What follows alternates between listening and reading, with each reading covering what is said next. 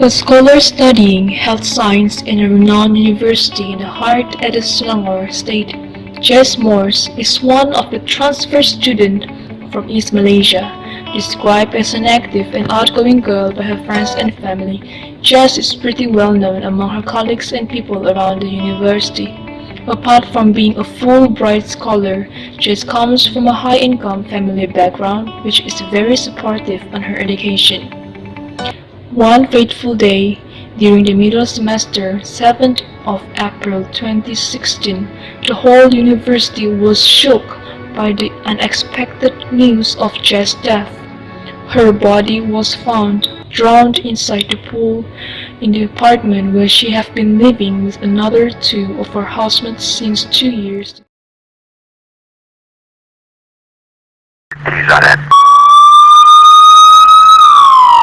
As soon as the police arrived, investigation on the crime scene began with the finding of little evidences, as police believed that important evidences might be found on Jess's body. Most probably had been swept by the water of a swimming pool where Jess's cold body was found submerged. The victim was found at 6 a.m. by the call from the security guard. When we arrived at the crime scene at 7 a.m., we found the dead body inside the pool with face down condition.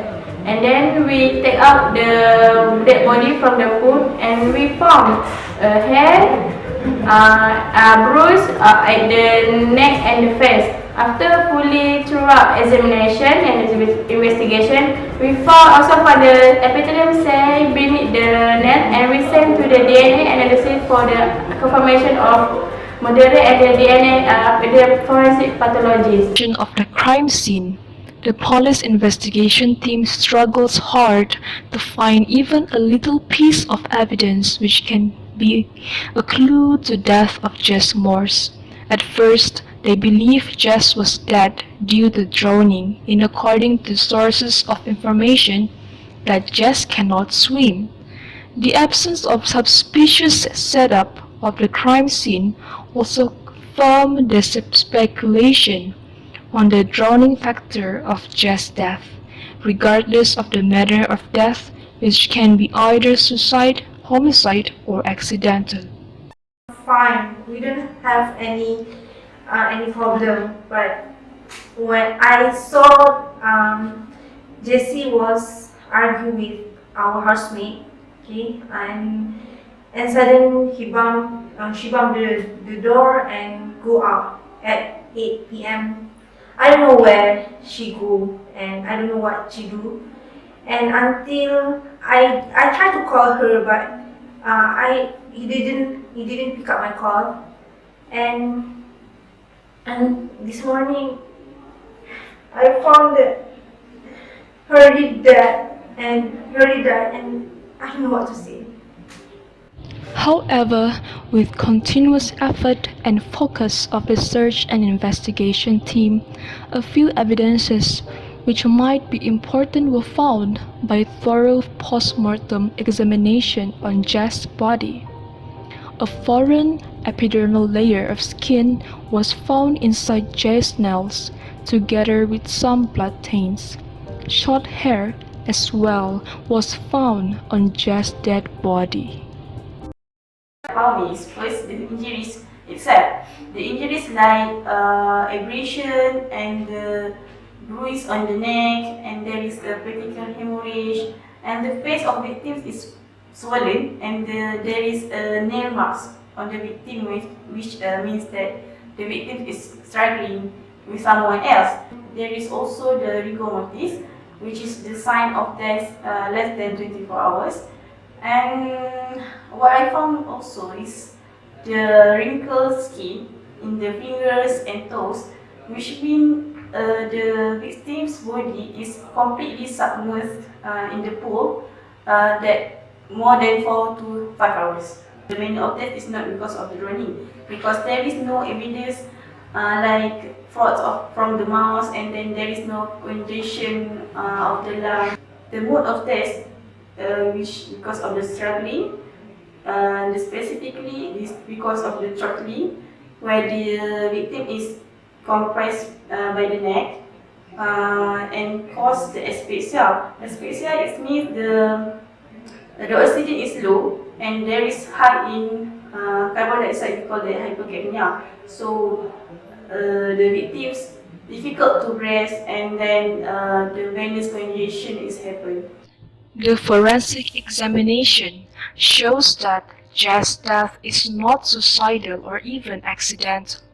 It is homicide. Interestingly, the postmortem exam also shows that it was a postmortem drowning cause of death, which contradicts with the initial speculation of drowning. This means that Jess did not die because of drowning, but due to something else. The living evidences immediately taken to the forensic lab for DNA profiling process. The forensic DNA analysis expertise plays a profound role in the process of identification of whom the evidences of skin cells, blood, and hair fibers found on Jess' nails and body belongs to, respectively.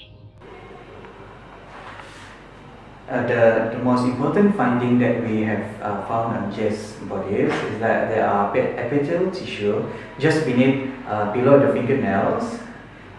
This is very valuable information that shows for the purpose of matching the suspect DNAs, and this also shows that there are a sign of struggling and strangulation between the attacker as well as the victim. Apart from that, we also find a short hair at the crime scene in Jess' clothes. We take this as a sample to do DNA profiling to match with the whether to match with the suspect or the victims. When we do DNA sampling of the epithelial tissue as well as the hair that we found on the crime scene, it only matches one person, which is Jess' boyfriend, Mark. After thorough investigation, finally there were 5 suspects as listed by the police investigator based on their past or current relation with the victim.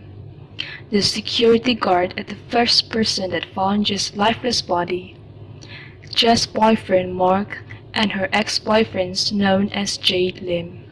Another suspects were also Jess' own housemate and neighbor. Jess' housemate and another neighbor, which living on the same level with Jess' house unit, also listed as suspects, but eventually been listed out due to numerous inconsistent relations to Jess' murder case. Jess was reported to be in a bad relationship with her neighbor due to some incompatibility and also have arguments with her housemates recently because of a bit of a misunderstanding before the night of her tragic murder. However, both of the neighbor and housemate of Jess were somewhere else during the night of her murder, as proven by reliable sources. The security guard also has been ditched from the list of Jess' murder suspect since his whereabouts on the night of the murder was confirmed to be outside of the crime scene area, according to his colleagues, as his duty started only after Jess' body was found around 6 a.m. in the morning. This proved no alibi of these 3 suspects with Jess' death. The result of the DNA identification eventually came out. Although at first it was difficult to do the DNA profiling since the biological evidences may be already exposed and degraded due to the wet and high humidity environment of the crime scene, DNA analysts managed to get the result and list of suspects. He has identified Jess' boyfriend Mark Liu's DNA match with the skin scale cells and blood evidences taken from Jess' nails.